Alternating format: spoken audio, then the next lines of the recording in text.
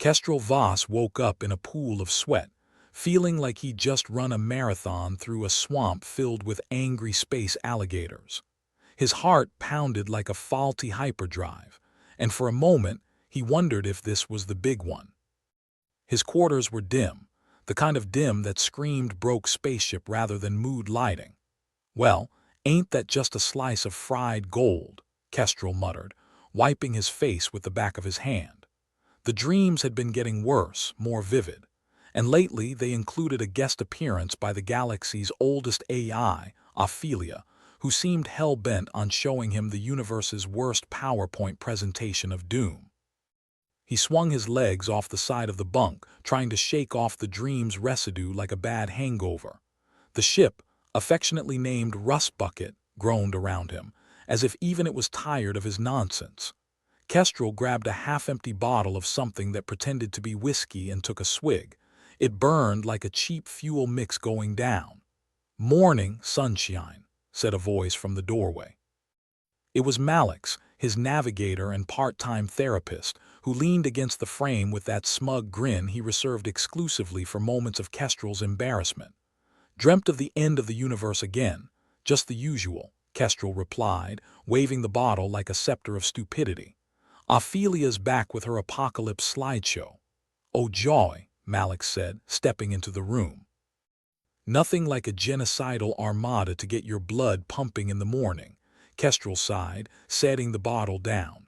"Any news from the front, or are we still flying blind in this cosmic drama?" "Our illustrious leaders are as clueless as ever," Malix quipped. "But our sensors picked up something interesting." "Define interesting, because your version of interesting usually involves imminent death. The kind that makes Ophelia's nightmares seem like bedtime stories," Malix replied, tapping a data pad. "Looks like the aliens have figured out how to turn our sun into their personal battery." Kestrel felt the weight of the universe settle on his shoulders. Of course. Who wouldn't want to harvest the local star? It's only the most cliché supervillain plot in the book. "Guess we're stuck playing the reluctant heroes," Malix said, a twinkle of mischief in his eyes. "You ready to save humanity, or at least pretend like we know what we're doing?" Kestrel rubbed his temples. If only pretending could save the world. The ship's intercom crackled to life, spitting out static like a cat coughing up a hairball. "Voss, get your ass to the bridge," the voice of Captain Zara barked, no nonsense and slightly irritated, which was her default setting. "Ah, the boss calls," Kestrel said, rolling his eyes at Malix. "Duty awaits." They shuffled to the bridge, a cramped space that looked more like a high-tech junkyard than the nerve center of a spaceship. Captain Zara stood in the middle, arms crossed and eyes narrowed like she was trying to set something on fire with her mind. "About time," Zara snapped.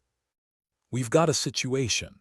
"When don't we have a situation?" Kestrel replied, sliding into his chair with the grace of a man who'd given up on grace a long time ago. "Spare me the sarcasm, Voss," Zara said, thrusting a data pad into his hands. "The alien armada is on the move." Kestrel scanned the data.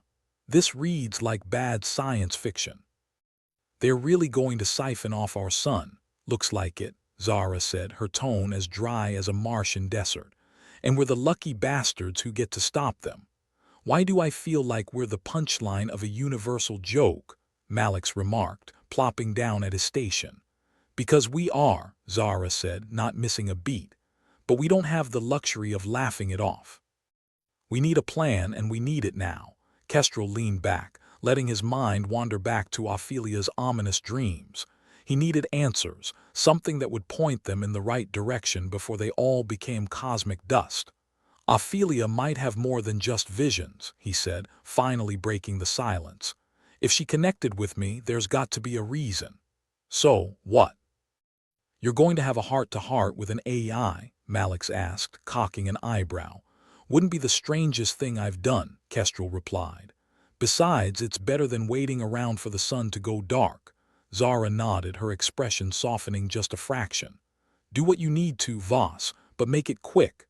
We've got a universe to save." Kestrel pushed himself up, feeling the weight of the task ahead. As he left the bridge, He couldn't shake the feeling that this was a fight they weren't meant to win.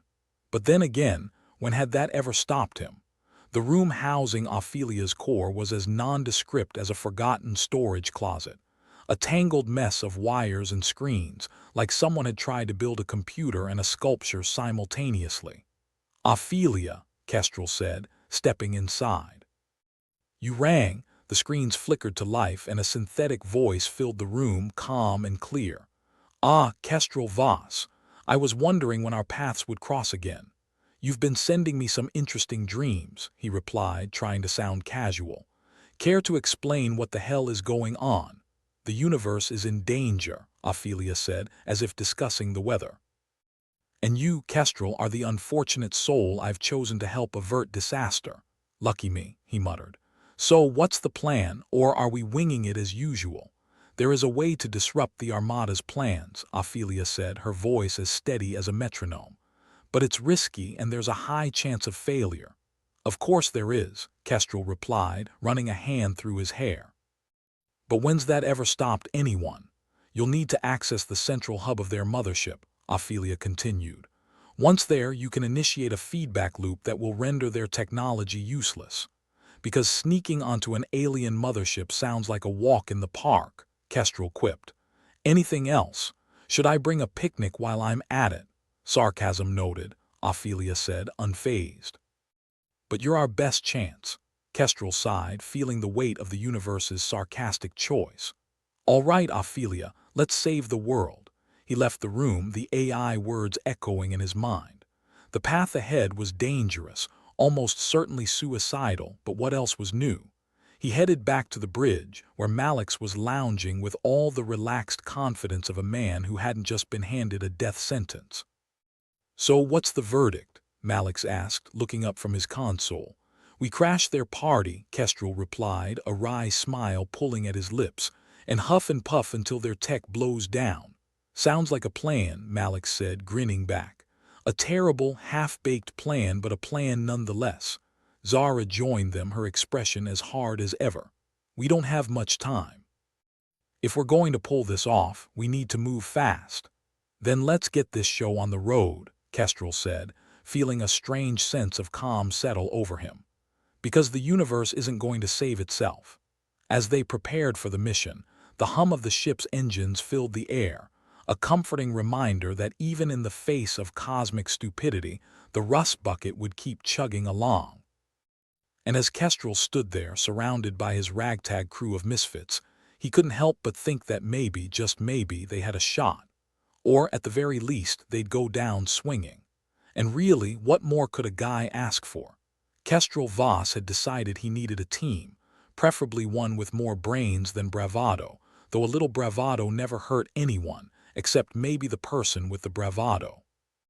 That's how he found himself in a dimly lit, smoke-filled dive bar on the outskirts of an asteroid belt, the kind of place where you couldn't tell if the decor was genuinely rustic or had just given up on life.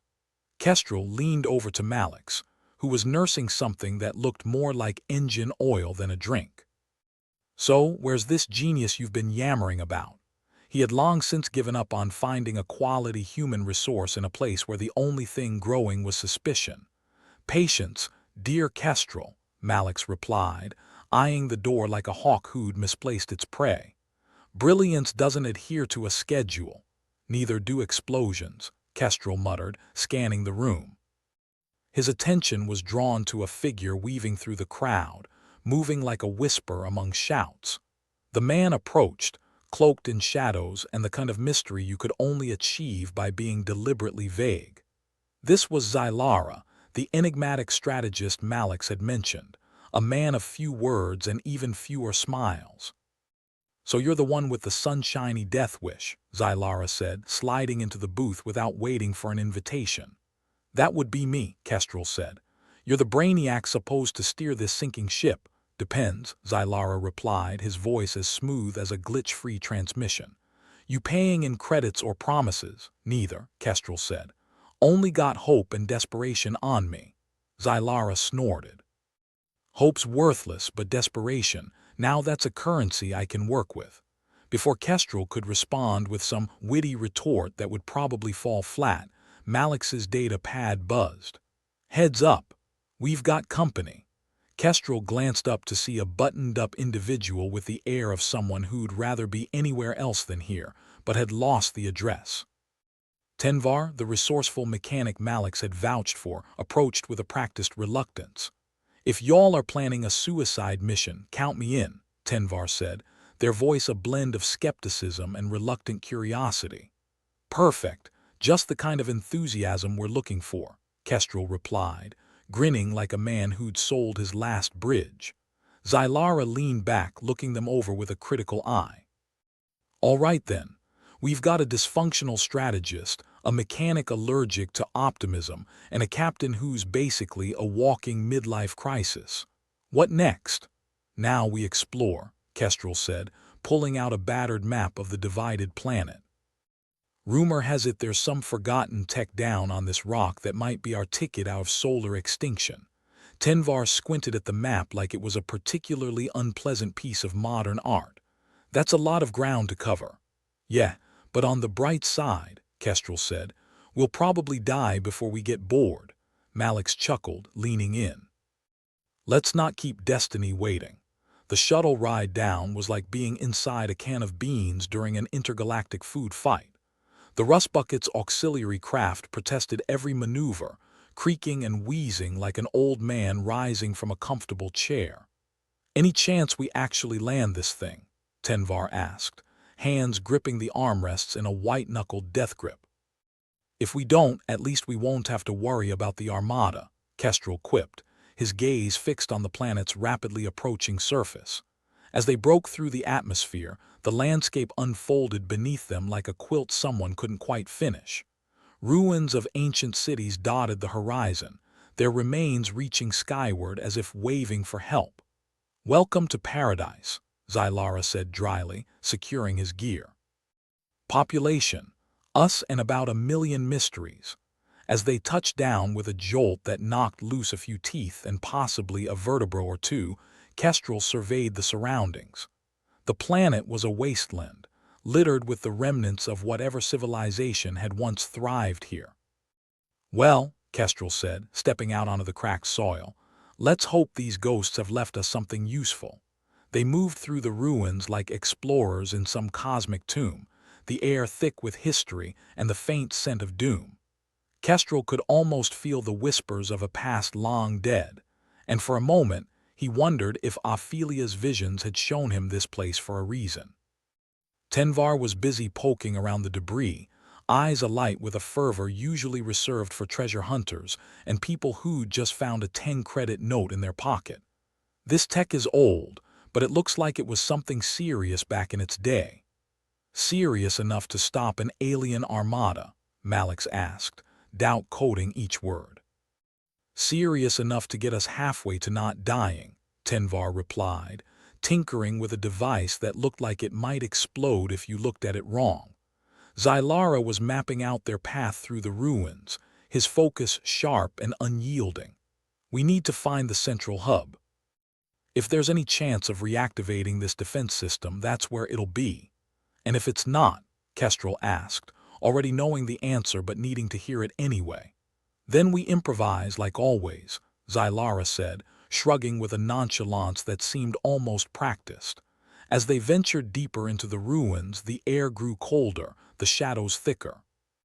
It was as if the planet itself was holding its breath, waiting to see what this band of cosmic fools would do. "Hey, boss," Malix said, pointing to a towering structure in the distance. "That looks like a central hub to me." The building loomed like a sentinel, its surface pockmarked and battered by time but still standing tall. Kestrel felt a flicker of hope, quickly smothered by the more familiar comfort of skepticism. "Let's check it out," he said, leading the way, each step echoing in the silence that enveloped them. The interior of the hub was a maze of corridors and control panels, most of which had seen better centuries. Kestrel could almost hear the voices of its last operators, their hopes and fears etched into the walls like scars. "Look here," Tenvar said, gesturing to a console that seemed to have retained some semblance of functionality. "This might be the key to powering this place up." Kestrel's hand hovered over the controls, hesitating. And if it powers up something else, like an alarm or a self-destruct sequence, then at least we go out with a bang, Tenvar replied, grinning like a kid with a particularly dangerous new toy. Kestrel took a breath, then another, before finally pressing down on the console.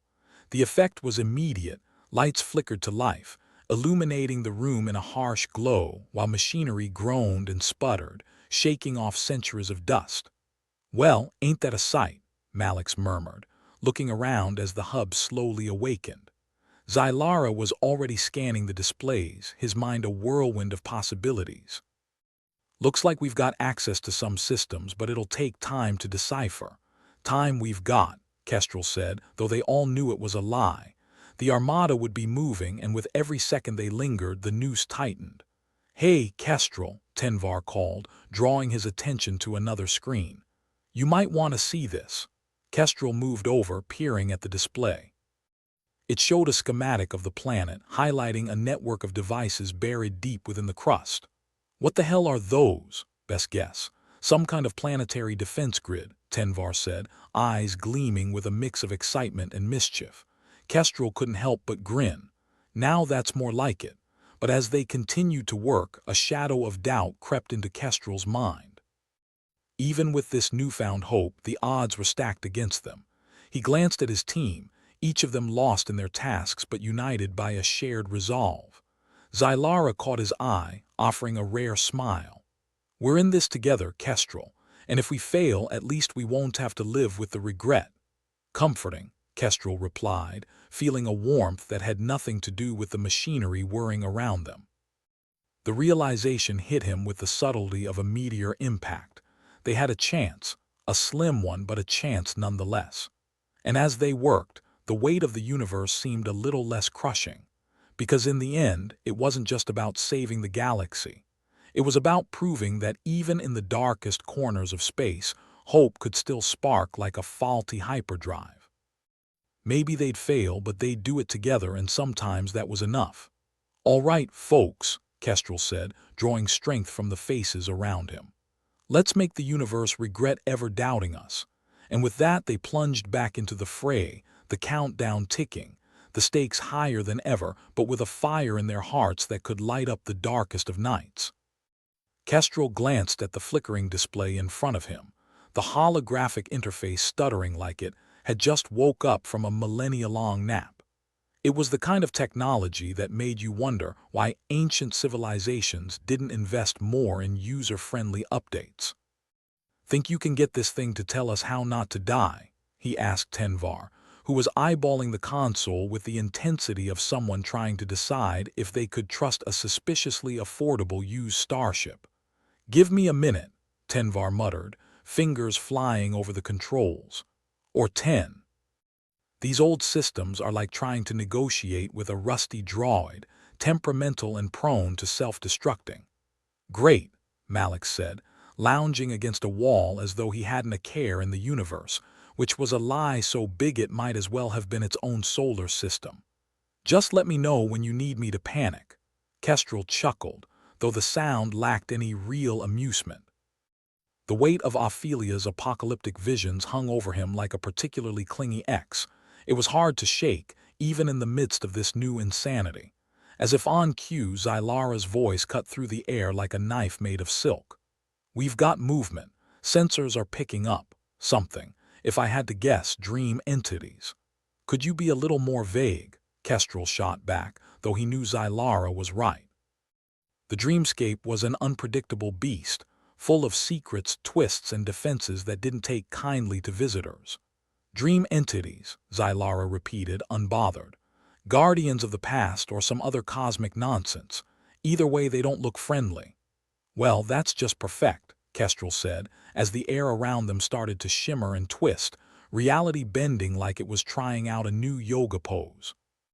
"Let's hope they take bribes." The room shifted, the walls becoming fluid, the floor turning into what felt like a trampoline during an earthquake. Figures emerged from the distortion, hazy but menacing, with eyes that seemed to burn with the intensity of a star having a bad day. "Let me guess," Kestrel said, addressing the nearest entity. "You're here to give us a stern talking to about trespassing." The entity's response was a guttural noise that could have been a warning or the precursor to a really bad migraine. "I'll take that as a yes," Kestrel mumbled, stepping back as the entities advanced. "All right, team, any bright ideas?" "Run," Malik suggested, looking slightly more serious now that extinction had a face and it wasn't smiling. "Run where?" Tenvar shot back, gesturing to the swirling chaos around them. "We're stuck in a dreamscape with no exit signs."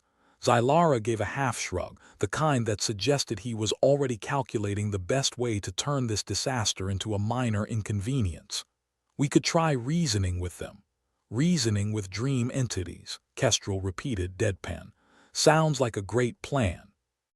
Right up there with sticking your hand in a plasma forge." Before anyone could suggest an even worse idea, the entities lunged, their forms shifting and solidifying with alarming speed. It was like being charged by the universe's worst hallucination, all teeth and shadows. The ensuing fight was a blur of chaos, a symphony of chaos with percussion from the sound of fists meeting incorporeal faces. Not that fists were particularly effective, but it was the thought that counted. They moved like dancers in a nightmare ballet, trying to stay one step ahead of the dreamscape's enforcers. Kestrel ducked a swipe from one entity, only to be caught by another, its touch freezing cold. He stumbled back, vision swimming, and caught Zylara and Malik's holding their own, albeit with the elegance of a drunk Martian on roller skates.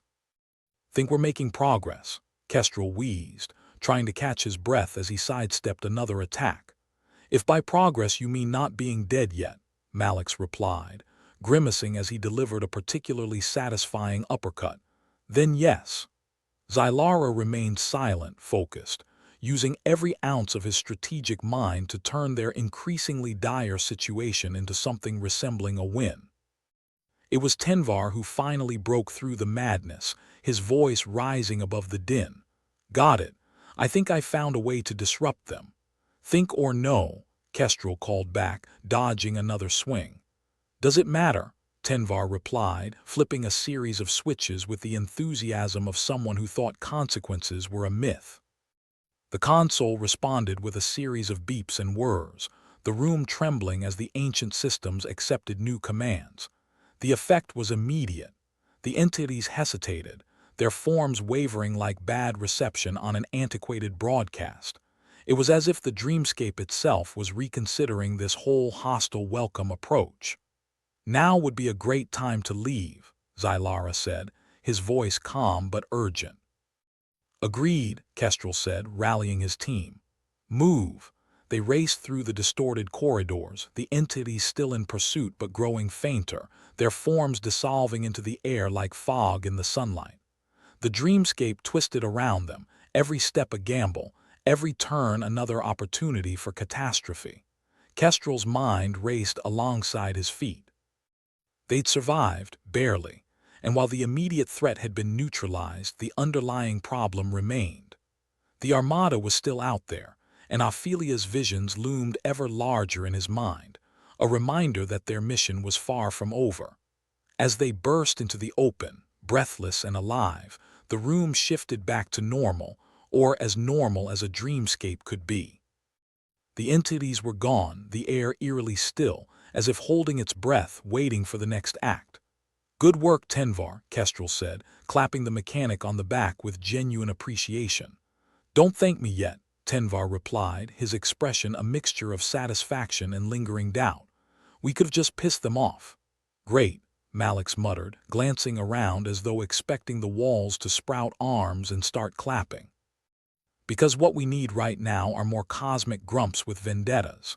Zylara, ever the realist, looked toward the horizon with a gaze that seemed to penetrate the very fabric of the dreamscape. "We need to keep moving. There's no guarantee this will hold."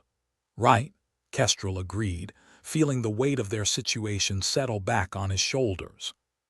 "Let's find what we're looking for before something else decides it wants a piece of us." With renewed determination, they pressed on, navigating the unstable terrain with the kind of cautious optimism that was more about survival than hope. Kestrel led the way, his mind a mix of strategy and instinct, the memory of Ophelia's warnings echoing in his thoughts. It wasn't long before they reached another section of the hub, this one more intact, brimming with consoles and displays that glowed with an inviting, if slightly foreboding, light. It was like stepping into the control room of some ancient starship, the kind that promised adventure and danger in equal measure. "Here we go again," Kestrel said, approaching the nearest console. "Tenvar, see if you can work your magic." The mechanic nodded, already moving to the controls with the cautious excitement of someone who knew they were playing with fire but didn't mind the burn. "Let's see what secrets this place is hiding." As Tenvar worked, Kestrel took a moment to study the room. It was a place of history, a testament to the civilization that once thrived here, and a reminder of the stakes they faced. The dreamscape might have been a trick of the mind, but the threat was all too real. "Any luck?" Malix asked, leaning against a console with the ease of someone who'd made lounging a professional sport. "Some," Tenvar replied, his focus unwavering. "There's a lot of data here, but it's encrypted. It'll take time to crack." "Time we don't have," Zylara interjected, his eyes scanning the displays for any sign of danger.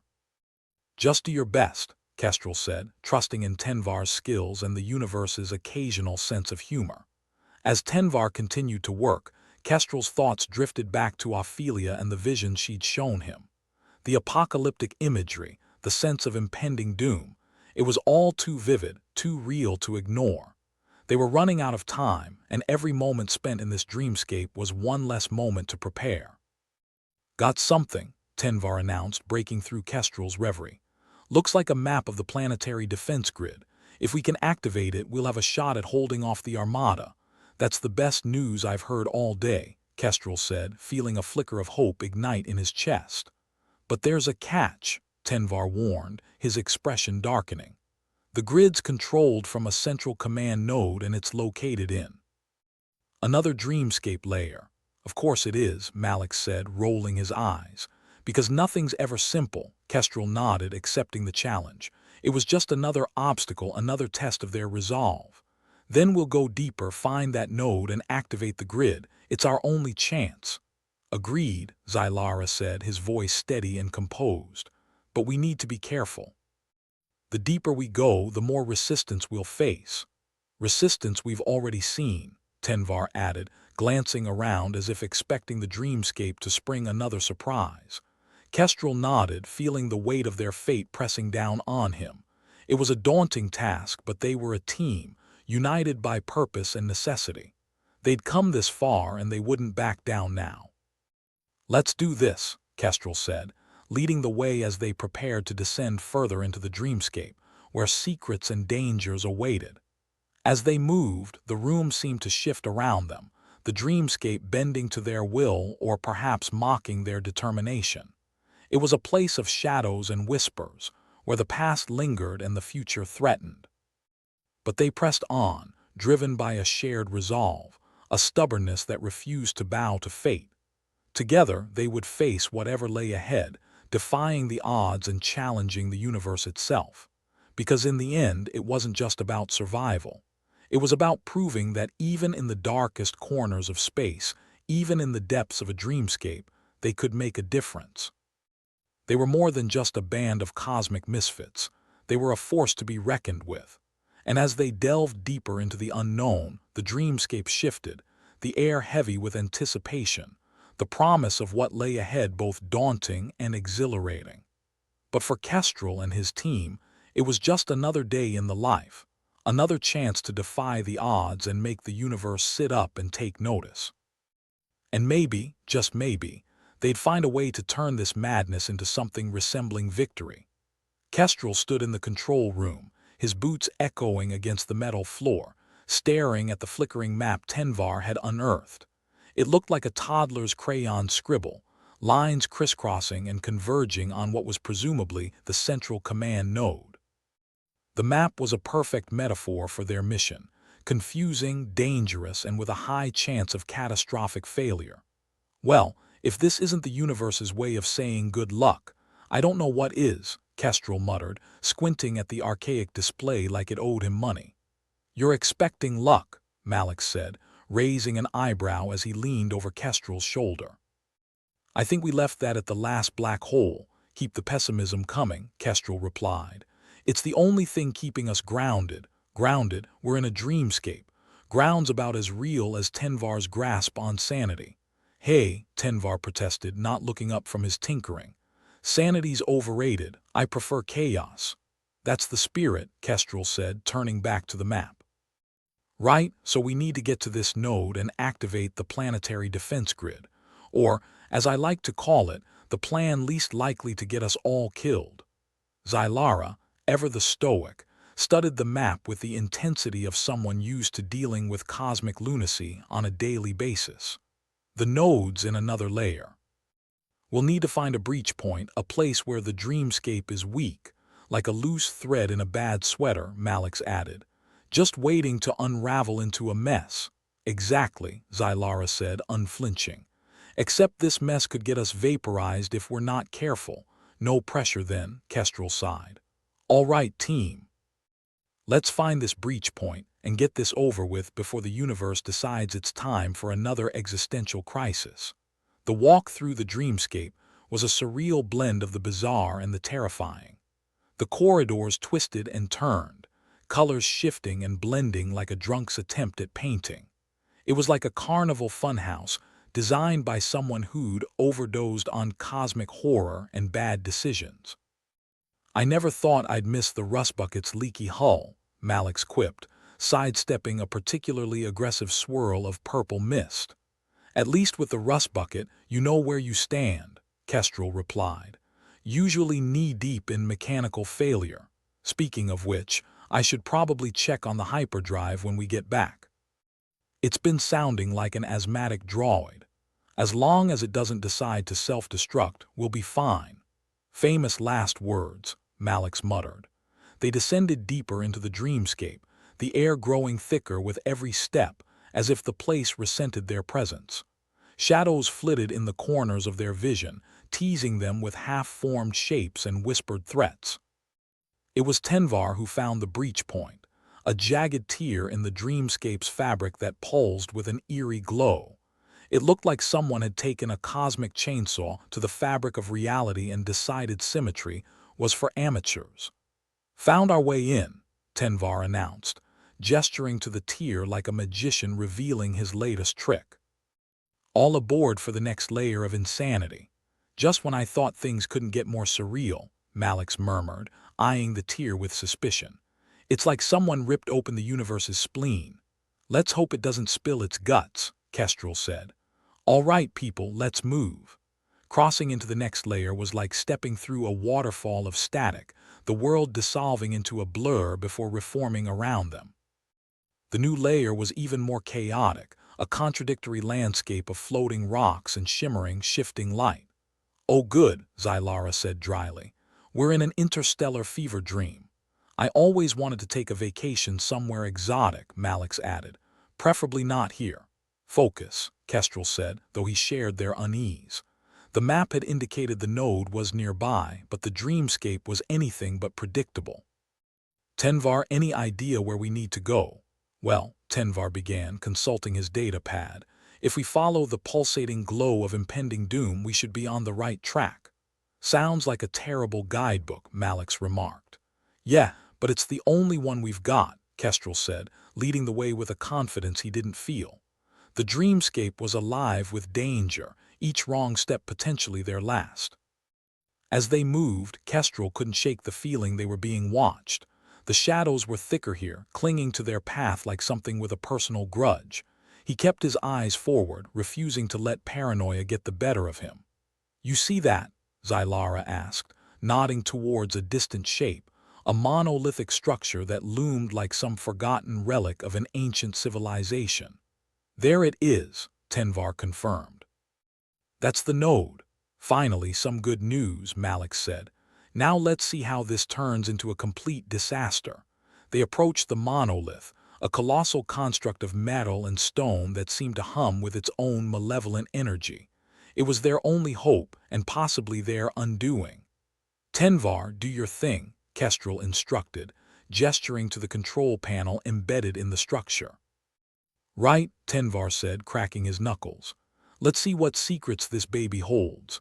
As Tenvar worked, Kestrel kept watch, his nerves on edge. The dreamscape was quiet, too quiet, and the silence was the kind that wrapped itself around you like a suffocating shroud. "Malix," Kestrel said, his voice low, "keep an eye out. I don't like how calm it is. Yeah, it's like waiting for the other boot to drop when you don't even remember losing the first one. The universe is good at that," Kestrel said, scanning the horizon for any signs of trouble. "I'm in," Tenvar announced, a hint of triumph in his voice. "And I've found something. It's a fragment of an ancient weapon. Looks like it was designed to disrupt alien technology." "You're kidding," Kestrel said, blinking in surprise. "That's actually useful." "But," Tenvar added, and Kestrel felt his stomach drop, "it's incomplete. We're missing key components to activate it."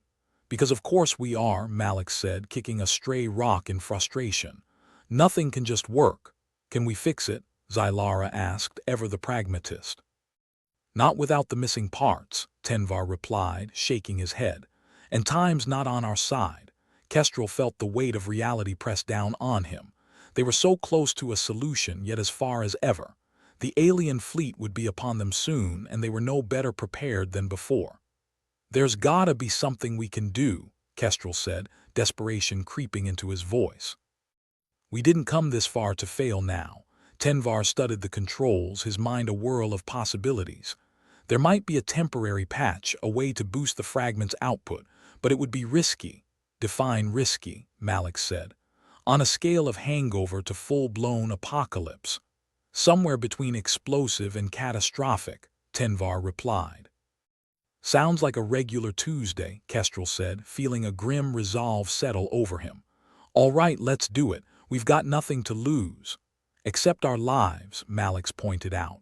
"Details," Kestrel said with a shrug. "Let's make this work." As Tenvar set to work on the patch, Kestrel's thoughts drifted to Ophelia and the vision she plagued him with. The end of everything, the void swallowing them whole. It was a nightmare that felt all too real now. "We'd better move fast," Zylara said, checking the data pad for any updates on the alien fleet. "They're closing in."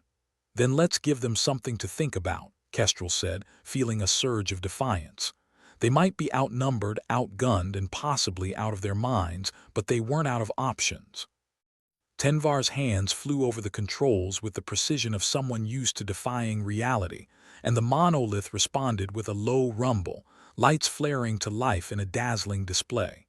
"Hold on," Tenvar warned, his voice barely audible over the rising hum.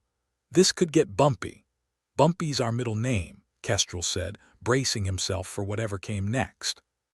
The monolith pulsed with energy, the air crackling with potential as the fragment came to life. It was a patchwork solution, but it was all they had. As the energy built, Kestrel could only hope it would be enough. And then, with a blinding flash, the patch was complete. The weapon surged to life, sending a wave of disruptive energy rippling through the dreamscape. "Did it work?" Malix asked, shielding his eyes from the light. "It's doing something," Tenvar replied, staring at the monitors with a mix of awe and trepidation. "Let's hope it's enough to give those aliens a headache," Kestrel said, watching as the dreamscape flickered and shifted around them. They had a chance now, a slim, desperate chance, but it was more than they'd had before. Kestrel could feel the tide turning, the energy of the monolith a beacon of hope in the encroaching darkness. "Time to make a stand," Kestrel said, a steely determination in his voice. "We might be in over our heads, but we're not done yet." As the energy from the monolith surged outward, Kestrel knew they were in for the fight of their lives. The alien fleet was coming, and they were about to find out just how stubborn humans could be. Because no matter what lay ahead, Kestrel and his team were ready to face it. In a universe that seemed hell-bent on their destruction, they'd make sure every shot counted. And maybe, just maybe, they'd live to tell the tale. Kestrel stood leaning against the rust bucket's control panel, the cold metal digging into his back like a reminder that comfort was a luxury for people who weren't staring death in the face. The dreamscape around them was increasingly unwelcoming, like a host running low on patience and hors d'oeuvres. Every so often, an ominous rumble would ripple through the dreamscape, shaking their surroundings and their confidence. If this is what my subconscious thinks a good time looks like, I need a refund on whatever therapy I've been getting, Malix grumbled, his eyes darting around, half expecting the shadow to take a more murderous form. Your subconscious is an entirely different breed of psychotic, Malix, Kestrel replied. I wouldn't expect it to play by the rules. Who needs rules when you've got impending doom? Malix retorted, throwing his hands up in mock celebration. Xylara stayed silent, her eyes glued to the data pad as if sheer will could make it cough up a miracle.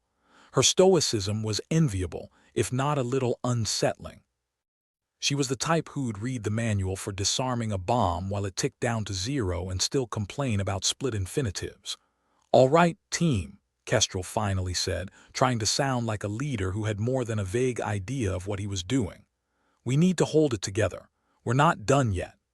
Tenvar, their chaos-loving techie, was still fiddling with the monolithic construct's ancient controls.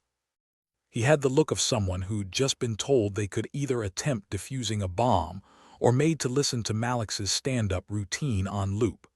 This patch is holding, but it's precarious. Like balancing an anvil on a house of cards during a hurricane.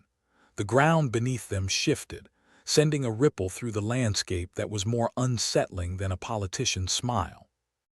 It seemed the dreamscape had decided to up the ante on its hostility, and Kestrel felt the pressure like a vice around his temples. You know, Malix said, his voice a mix of sarcasm and genuine concern, if we weren't already on a suicide mission, I'd say this was getting dangerous.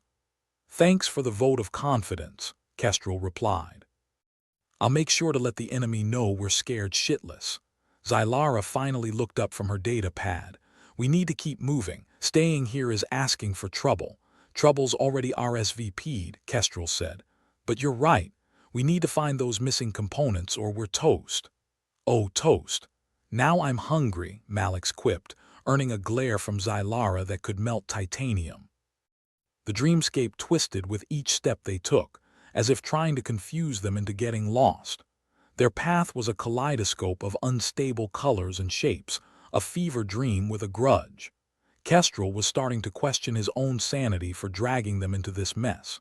You ever think we should have just stayed in that dive bar back on the asteroid belt?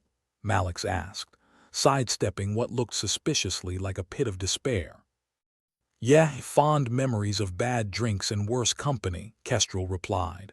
But at least we knew what we were getting there. Well, here we get death with a side of surrealism, Malix said. Nice change of pace. Xylara, ever the pragmatist, cut in.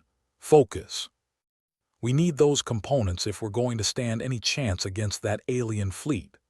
Yes, Mother, Malix shot back, though he fell silent, the gravity of their situation settling over the group like a damp blanket.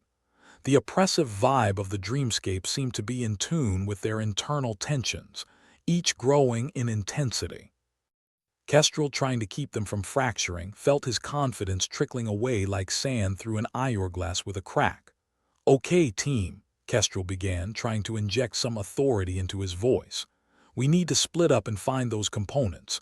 We stay in contact and regroup at the first sign of trouble.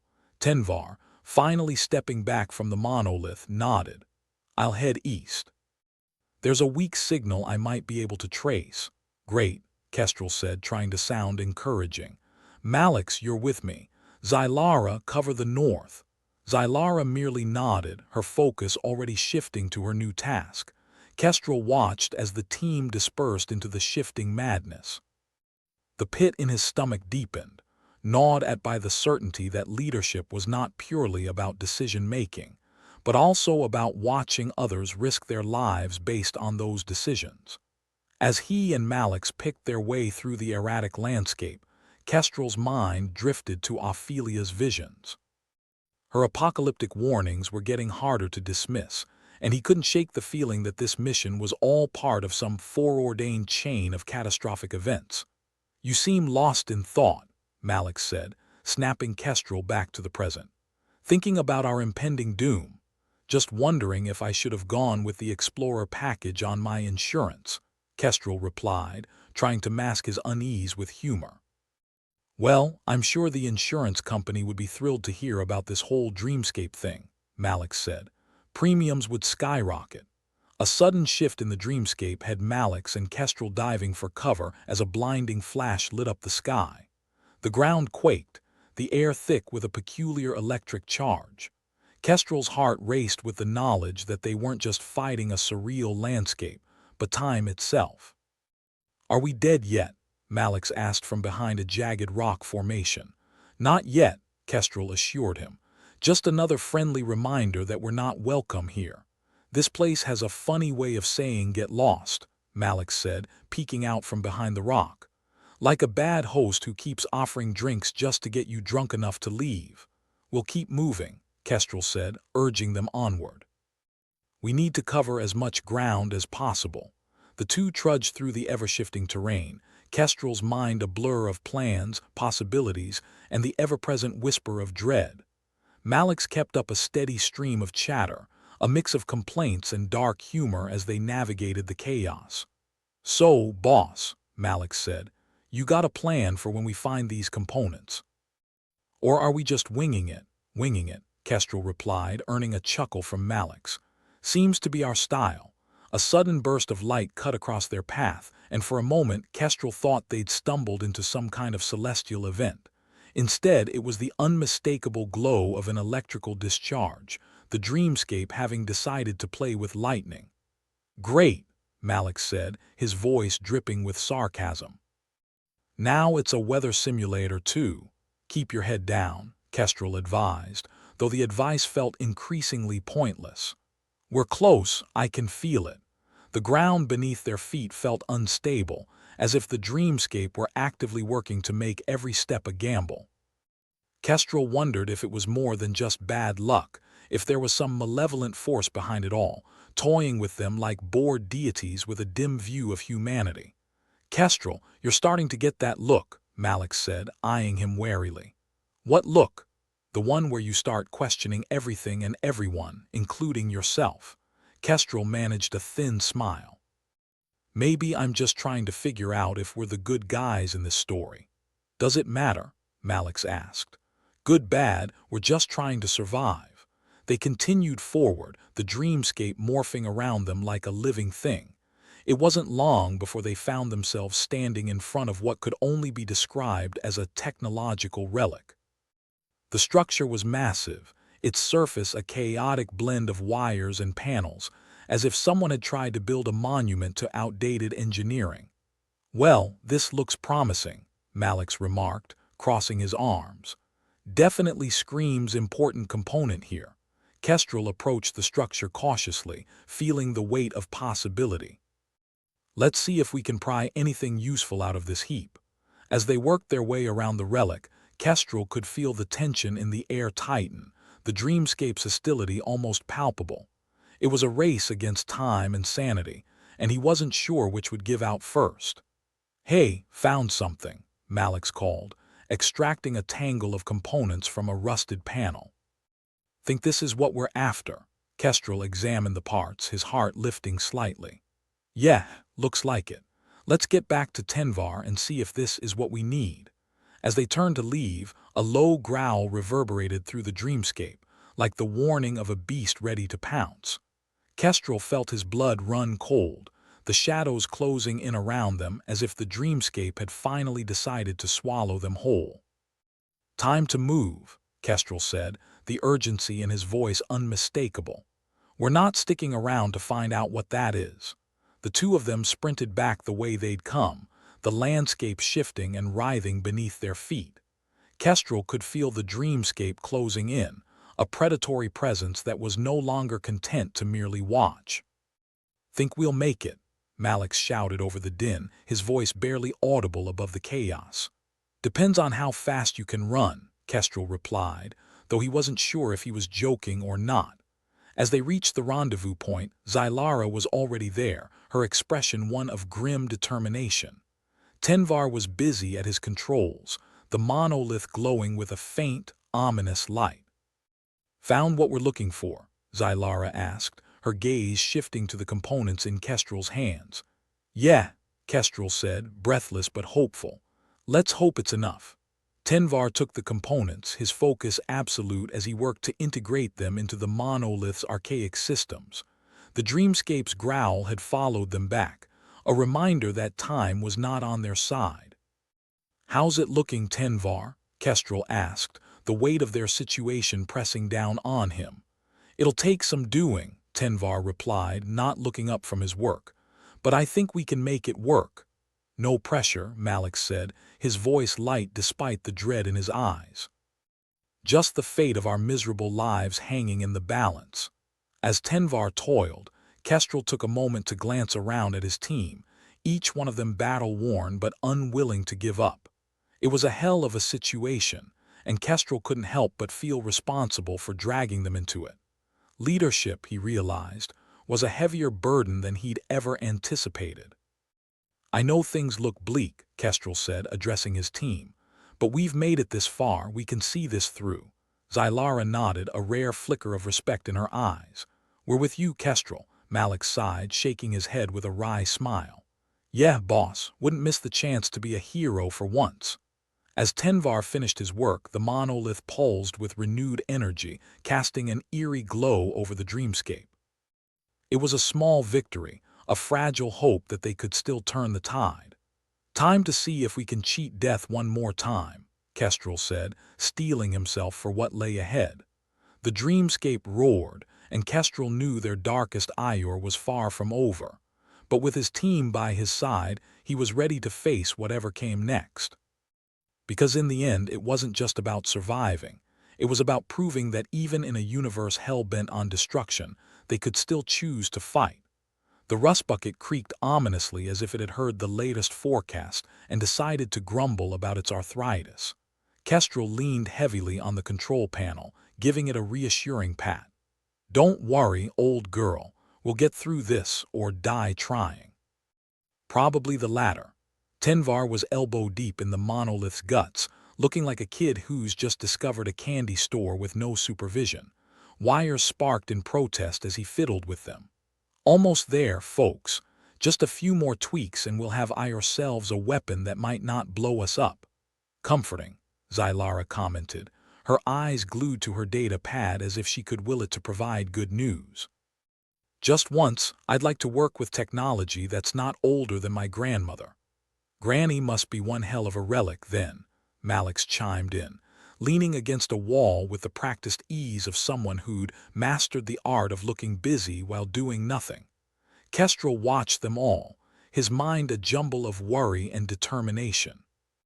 He'd never been fond of being the one with the plan, but here he was, orchestrating a mad dash for survival.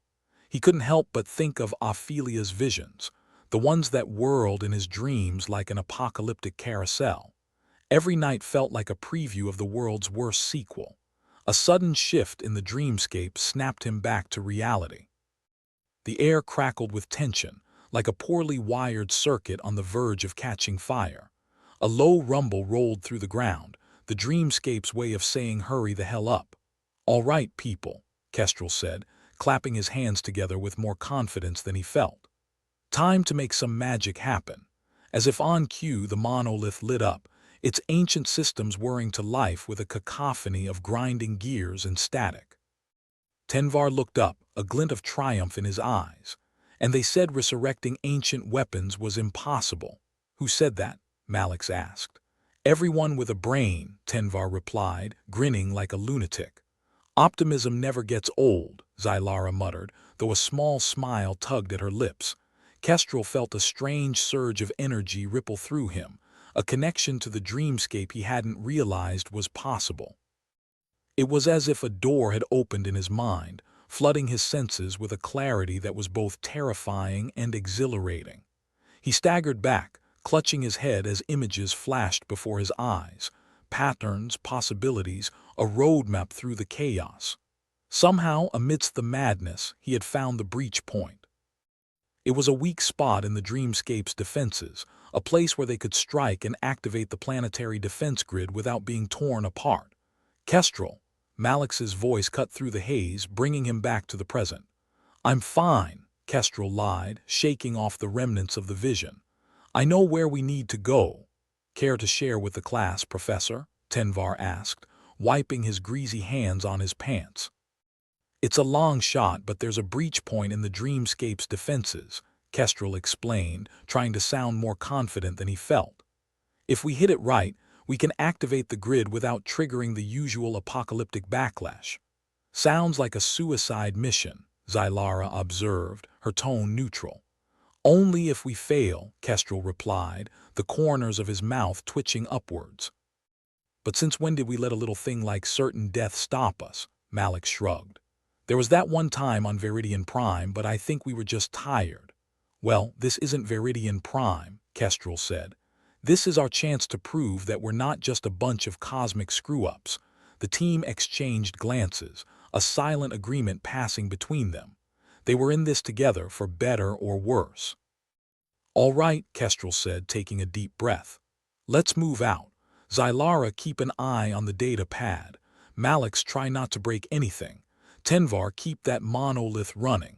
They set off, the dreamscape shifting around them like a living organism. Every step felt like a wager, the ground beneath them liable to give way at any moment. Kestrel could feel the dreamscape's hostility, a sentient force determined to see them fail. But for once, he had an edge, a connection to the place that had become their prison. Look at us, Malik said as they moved, his voice light with sarcasm. A ragtag band of misfits on a mission to save the universe. It's like we're the B-list heroes in a bad holo flick. Maybe we are, Kestrel replied, a wry grin on his face. But at least we're the stars of this particular disaster. They reached the breach point, an unassuming patch of ground that hummed with potential. Kestrel could feel the energy coursing through it, a volatile cocktail of power and danger. Here goes nothing, Kestrel said, raising his hand to the sky. The dreamscape responded, its defenses faltering under the weight of his will. The ground trembled as the breach point opened, spilling light and sound into the air. It was a cacophony of chaos, the dreamscape fighting back with all its might. Hold it together, Kestrel, Tenvar shouted, the monolith systems whirring at full capacity. I'm trying, Kestrel yelled back, his voice nearly drowned out by the noise. Sweat poured down his face as he channeled his newfound power, the dreamscape bending to his will. For a moment he thought they might actually succeed. The defense grid flickered to life, its systems aligning with the monolith's energy. It was a breakthrough, a moment of clarity in the midst of chaos. But the dreamscape wasn't done yet. A surge of energy slammed into Kestrel, knocking him to the ground. Pain exploded through him, a reminder that power always came with a price. Kestrel, Zylara's voice cut through the haze, her face swimming into view. Stay with us. I'm fine, Kestrel gasped, struggling to his feet. Just a minor setback. Minor, my ass, Malix muttered, helping him up. You look like you just got hit by a freight hauler. Well, at least now we know what we're dealing with, Tenvar said, his hands flying over the monolith's controls. And more importantly, how to beat it. Kestrel nodded, forcing himself to focus. The breach point was still open, the defense grid active but unstable. It was a race against time, a battle of wills between them and the dreamscape. We need to stabilize the grid, Kestrel said, his voice steady despite the chaos around them. If we can hold it long enough, we can turn this whole thing around. Right, Zylara said, her fingers dancing over the data pad. On it. Malix, cover our six, Kestrel ordered, feeling the weight of leadership settle on his shoulders once more. Roger that, Malix replied, his usual sarcasm absent for once. As they worked, Kestrel could sense the dreamscape's frustration, its defenses unraveling under the force of their combined efforts. It was a delicate balance, a tightrope walk on the edge of oblivion. Almost there, Tenvar called, his voice tight with concentration. Just a little more, the dreamscape convulsed, a final act of defiance before it succumbed to their will. The defense grid stabilized, its systems locking into place with a satisfying hum. We did it, Kestrel breathed, a wave of relief washing over him. We actually did it. The dreamscape seemed to sigh in defeat, its hostile presence fading into the background. For the first time they were in control, masters of a world that had sought to destroy them. "Nice work, team," Kestrel said, his voice filled with pride. "Looks like we might live to fight another day after all. Don't get too comfortable," Xylara warned, her eyes scanning the data pad. "We've still got a long way to go." "Yeah," Malix agreed, his usual humor returning. "But at least now we can say we stood up to a sentient nightmare and lived to tell the tale." "Let's hope we're just as lucky next time," Tenvar added, his grin wide with satisfaction. Kestrel nodded, feeling the weight of their victory settle over them like a warm blanket. It was a small triumph, a moment of hope in a universe that rarely offered second chances. As they regrouped, Kestrel couldn't help but think of Ophelia's visions, the apocalyptic futures that had haunted his dreams. Maybe this was the beginning of a new path, a chance to prove that even in the darkest of times, humanity could still find a way to fight back. "All right, let's get moving," Kestrel said, leading them forward into the unknown. "We've got a universe to save." The rust bucket groaned as if it were waking up from a long night of binge drinking, all rusty joints and creaky hinges. Kestrel stood in the control room trying to look confident. He was certain that somewhere in the cosmos, a cosmic entity was laughing at them. Their plan was about as solid as a politician's promise, but it was all they had. Malik strolled in, all casual swagger and unearned nonchalance. "So, are we saving the universe today? Or just making it worse?" "Let's aim for not making it worse, shall we?" Kestrel replied, his eyes glued to the flickering map that seemed more like a child's crayon drawing than an interstellar navigation tool. Ophelia was perched in a chair, her eyes distant, likely dancing through Kestrel's mind with one of her apocalypse-themed visions. She was the doom and gloom to their barely controlled chaos, and she wore it well. Xylara was buried in her data pad, which might as well have been ancient scripture for all she cared about the rest of the world. "I'm getting some weird readings," she announced, not looking up. "But that's par for the course with this piece of junk." "Nothing like a little pre-battle technobabble to raise the morale," Malix quipped, earning a half-hearted glare from Xylara. Tenvar was elbow-deep in the guts of the monolith's control panel, muttering to himself like a mad scientist. "If this thing goes belly up, we're all going to be cosmic dust." Kestrel leaned over, peering at the ancient controls. "Just keep it from blowing us to Kingdom Come, and we might actually pull this off."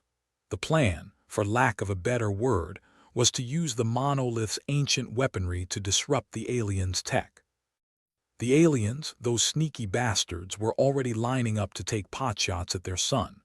An assault on the sun was a bit cliché, Kestrel thought, but then he wasn't writing the playbook for cosmic threats.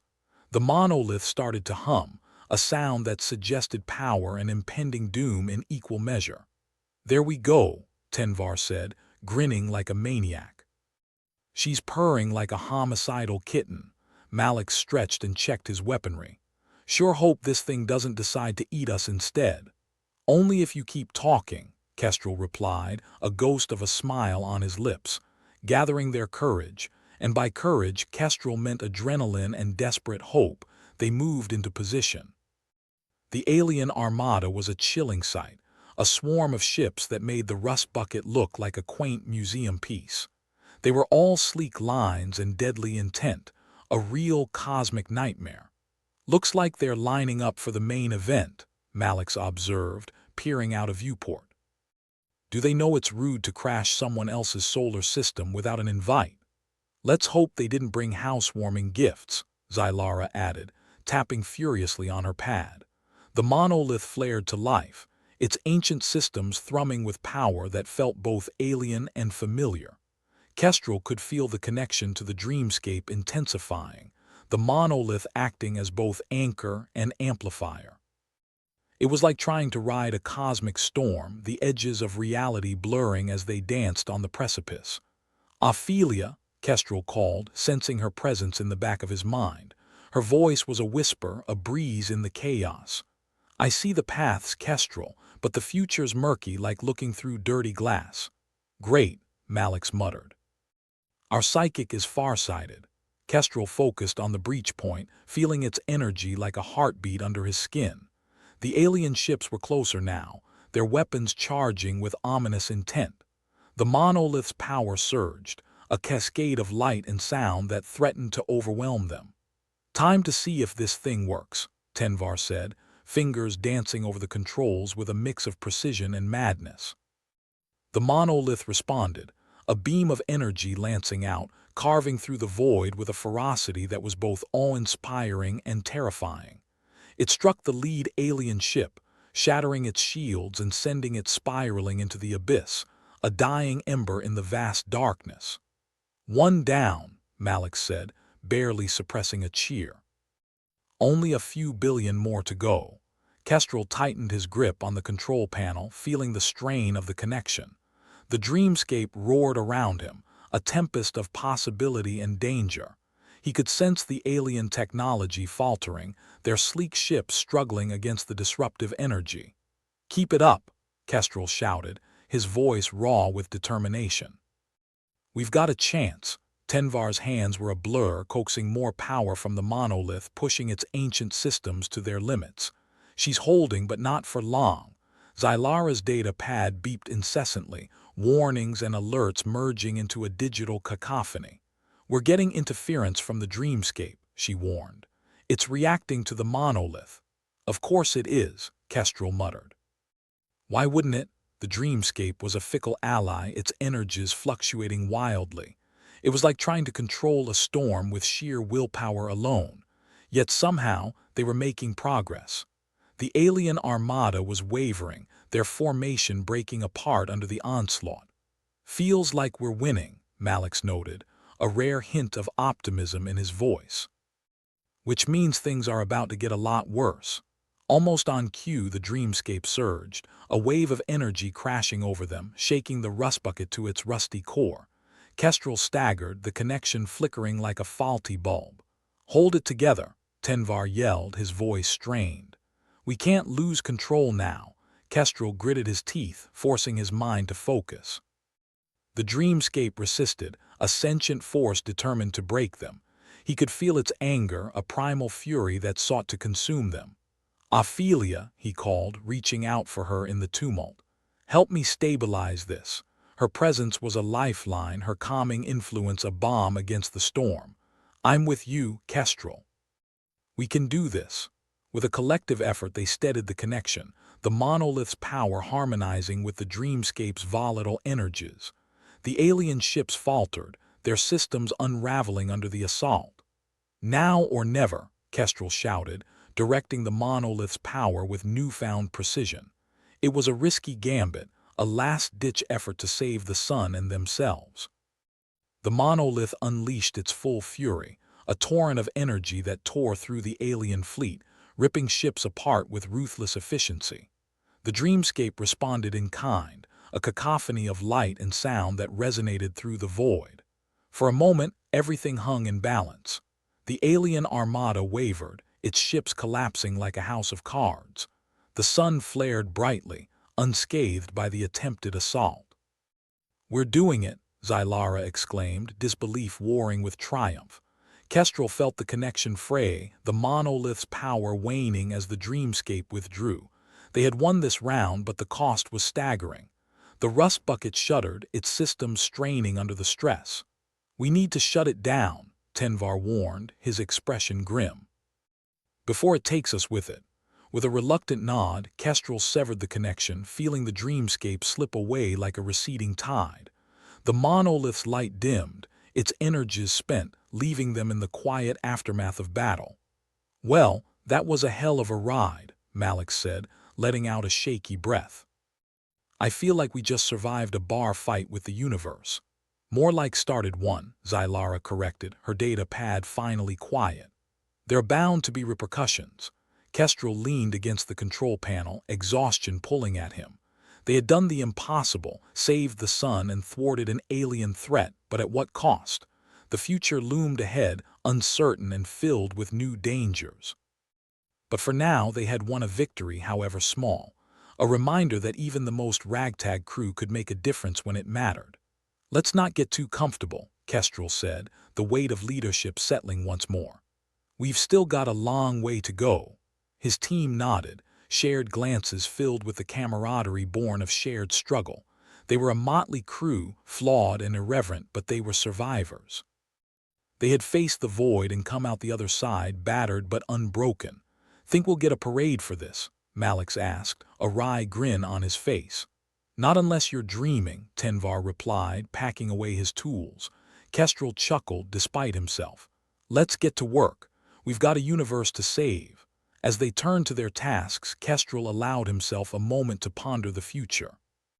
They had won this battle, but the war was far from over. The galaxy was a vast, unforgiving place, filled with dangers and mysteries yet unseen. But for the first time, Kestrel felt hope. Hope that they could face whatever came next as long as they faced it together. In the quiet aftermath of chaos, they set their sights on the stars, ready for the next challenge. Because in the end, it wasn't about glory or fame. It was about survival, about proving that even in the darkest corners of the universe, humanity could still shine. And maybe, just maybe, they'd get to see another sunrise. The rust bucket groaned like an old man trying to stand after a long nap, metal protesting as systems came back online. Inside, Kestrel Voss stood surveying the aftermath, feeling every ounce of the exhaustion weighing down his bones. He could still feel the Dreamscape's tendrils tickling at the edge of his mind, an unwelcome reminder that just because they'd won didn't mean they were out of the woods yet. "You know," Malix piped up, leaning against the wall with all the grace of a drunk who's forgotten which way is down, "I always dreamed of saving the universe. I just thought there'd be more bikinis and cold beer involved." Kestrel smirked despite the looming fatigue. "I'll throw in a free hug for your troubles." "Now that's a reward worth dying for," Malix shot back, rubbing his shoulder where a stabilizer beam had thought it would be fun to try and tattoo his bones. Zylara, eternally devoted to her data pad, finally looked up. "The interference is clearing. Looks like the planet's atmosphere is stabilizing too. We might just have a chance to kick back and do absolutely nothing for once," Kestrel grunted. "Sounds like a trap. The universe isn't exactly known for letting us off easy." Tenvar clapped his hands together, wiping away the remnants of grease and grime that seemed to perpetually coat them. "I'd settle for a malfunction that doesn't involve imminent death for once." "My nerves are shot. Shot. More like reduced to ash," Zylara muttered, her gaze still glued to her screen. "The amount of energy we channeled through that monolith. We're lucky the whole thing didn't just decide to implode." Kestrel surveyed his motley crew, a group of people who couldn't be more different if they tried, yet were bound by the kind of shared trauma that would make a therapist salivate. Even Ophelia, who'd been half comatose in her chair, looked up with a distant smile, probably visualizing some apocalypse where they all wore top hats and monocles. "Ophelia," Kestrel called, "got any bright visions of our future, or is it still doom and gloom?" "Little of both," she replied, her voice dreamlike. "I see us alive, but mostly because you haven't killed Malix yet." "Good to know," Malix chuckled. "I'll keep an eye out for any homicidal urges."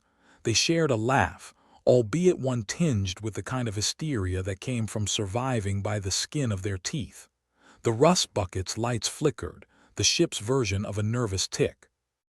It was a reminder that while they'd saved themselves, they had done so riding on the back of a ship that had seen better centuries. Kestrel sighed. "All right, team, let's see what's left of our battered home here. If we're lucky, we might even find a functional coffee maker." "Bold of you to assume we were ever lucky," Tenvar quipped, already starting to poke at the nearby control panel with a screwdriver that had seen more action than most soldiers. Kestrel wandered over to a viewport, watching as the planet below slowly began to heal. The atmosphere was less turbulent now, the sun shining like a beacon of hope, a small, ironic nod to their efforts. The irony wasn't lost on him. They'd fought the universe and somehow ended up being the good guys. Human tenacity, for better or worse, was like a bad rash, hard to get rid of and endlessly irritating. "Who'd have thought we'd walk out of that with a win?" Kestrel mused aloud. Not me, Zylara responded, finally stashing her data pad away. She stretched, a cat-like motion that seemed to pop every joint in her spine. I had us pegged for cosmic fertilizer. Speak for yourself, Malix interjected. I always knew we'd make it out in style. Delusion is one of your stronger traits, Malix, Tenvar shot back, not missing a beat. Call it optimism, Malix corrected, grinning like an idiot who'd just found a penny on the street.